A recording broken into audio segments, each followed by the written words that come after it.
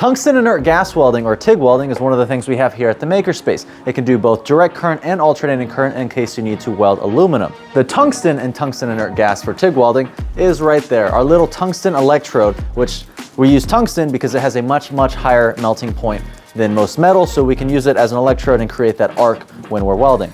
And that's it. This is our welding torch. So how do we start it? There's no trigger. We use a foot pedal. The foot pedal is what controls your amperage, so that's why you can get much more delicate and detailed work with TIG, because it's all up to you to control how much amperage you set on the machine. If I were to set 200 amps, I only get 200 amps if I put the foot pedal all the way down to the ground. With MIG, the electrode is actually the metal that's wound up in the machine. So how do we put filler with TIG?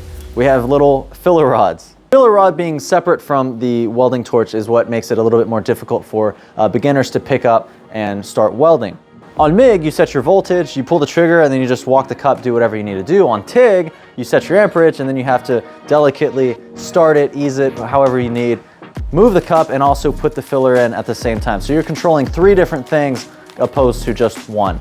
Now, the tungsten is supposed to be a non-consumable. However, a lot of times when you're welding, if you can't see and you get too close or the filler rod touches the tungsten, that metal is going to absorb onto the tungsten, and then you have to take it out and go grind it down back to its original shape.